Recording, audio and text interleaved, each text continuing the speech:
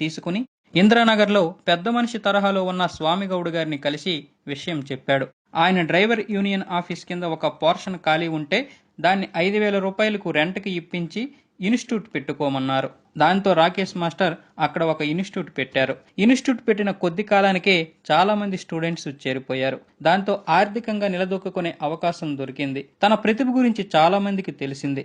అప్పుడే హీరో వేణు, ప్రభాషు, ప్రత్యూష, మరికొంతమంది డాన్స్ నేర్చుకోవడానికి వచ్చేవారు. అలా రాకేష్ మాస్టర్ అంచెలంచెలుగా ఎదిగారు. అయితే రామారావు అనే పేరు అప్పట్లో డాన్సర్లో ఒక 5-6గురికి ఉండడంతో కొంత కన్ఫ్యూజ్ కూడా ఏర్పడింది. దాంతో రామారావుగా ఉన్న తన పేరుని రాకేష్గా మార్చుకున్నాడు. ఆ సమయంలోనే శేఖర్ మాస్టర్ చేరాడు.